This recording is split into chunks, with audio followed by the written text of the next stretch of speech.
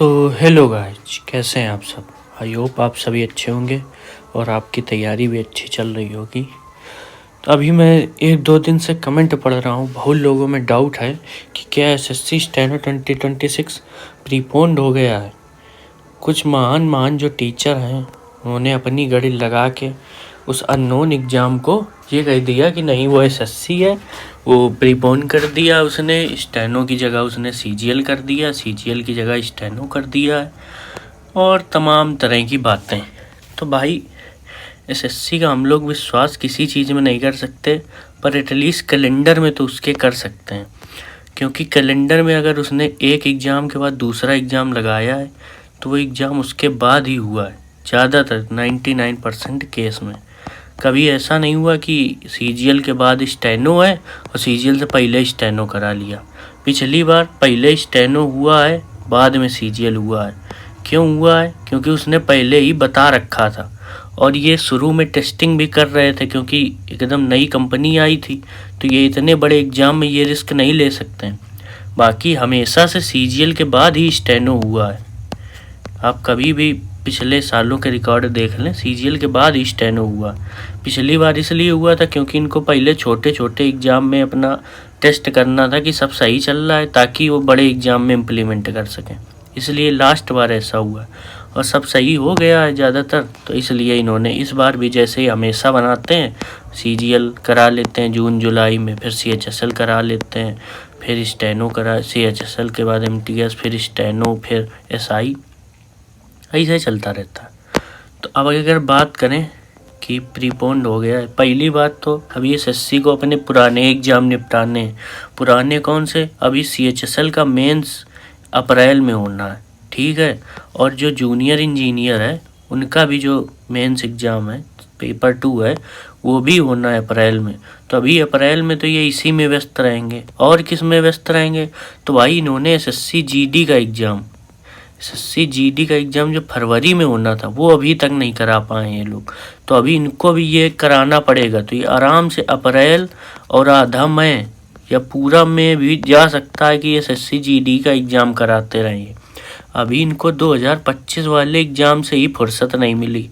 अभी इनको एग्ज़ाम और रिजल्ट बहुत कुछ देना है। अभी कितनी चीज़ें बची हैं। सीएचएसएल का अभी फाइनल रिजल्ट नहीं आया है 2025 का, एमटीएस का रिजल्ट नहीं आया है, अभी एसआई का रिजल्ट नहीं आया है, सीपीओ का। अभी इनको इतने रिजल्ट ही देने हैं कि एग्ज़ाम कैसे करा पाएंगे। पहले इनको रिजल्ट भी तो देने हैं। जैसे आप जीडी का जानते हो कि महीने भर एग्ज़ाम चलता है, तो इस हिसाब से इनका अप्रैल में तो ऐसे ही चला गया। अब अप्रैल मई के बाद इनके पास टाइम बचेगा, तब तो ये सीजीएल स्टार्ट करेंगे, जो कि इनका सबसे मेन एग्ज़ाम है, क्योंकि सीजीएल काफ़ी टाइम लेता है। इसके बाद मेंस होता है और यही एसएससी का सबसे टॉप मोस्ट जो एग्ज़ाम है वो सीजीएल ही है। अब और आपको कन्फ्यूजन हो तो उसको दूर करने के लिए हम आपको सीधा एसएससी की वेबसाइट पर ले चलते हैं, ठीक है, ताकि आपका और कन्फ्यूजन दूर हो जाए। वो अननोन जो एक दो दिन लिख के आया है, आप देखो। सबसे पहले शुरू करते हैं 23-24 से। ये देखिए, पहले सीएचएसएल हुआ, फिर इसके बाद एमटीएस हुआ। ये देखिए, पहले सीजीएल होता है, इसके बाद जाके ये स्टेनो होता है। 23 की बात कर रहे हैं। 24 में आए तो 24 में देखिए, पहले सीजीएल होता है, उसके बाद स्टेनो होता है, ठीक है।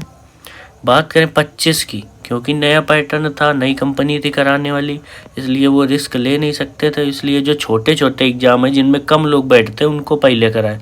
जैसे सिलेक्शन पोस्ट हो गया, स्टेनो का ये सीएनडी वाला हो गया, ये पहले कराए। फिर सब सही चला, इसलिए उन्होंने फिर सीजीएल करा दिया, सीपीओ करा दिया। ऐसे इस बार का जो कैलेंडर है उन्होंने ऑलरेडी बता रखा है कि इसके बाद ये एग्ज़ाम होंगे। तो इसलिए सबसे पहले सीजीएल होगा, इसके बाद सिलेक्शन पोस्ट होगा, इसके बाद सीएचएसएल होगा, फिर स्टेनो होगा, फिर ये कंबाइंड ट्रांसलेटर वाला होगा, फिर एमटीएस होगा, फिर एसआई होगा। तो जिस कैटेगरी, जिस हिसाब से इन्होंने बना रखा है एग्ज़ाम उसी डेट पे होगा। भले एक 15-20 दिन या महीने भर खिसक जाए, लेकिन उसका ये तरीका यही रहेगा कि इसके बाद ही ये एग्ज़ाम होगा।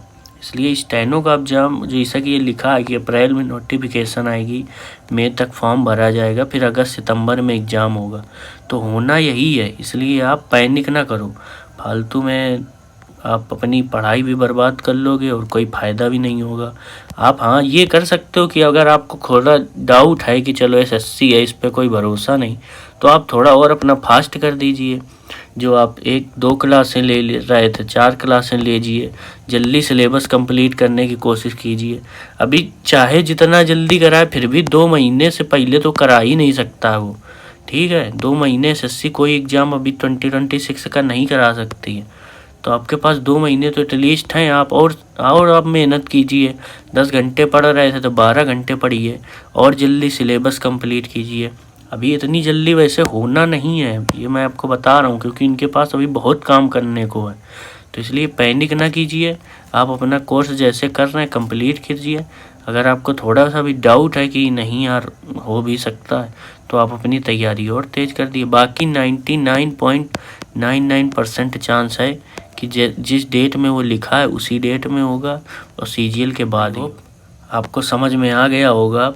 और आप बस पैनिक ना कीजिए, अपनी पढ़ाई जारी रखिए, फालतू के वीडियोज़ ना देखिए यूट्यूब में, वरना आपका दिमाग ख़राब होता रहेगा। आप बस अपनी पढ़ाई पे फोकस कीजिए। यही था आज का वीडियो। आई होप आपको वीडियो अच्छा लगा होगा। वीडियो अच्छा लगा हो तो वीडियो को लाइक कर देना और चैनल को सब्सक्राइब कर देना। मिलते हैं आपसे अगली वीडियो में। धन्यवाद।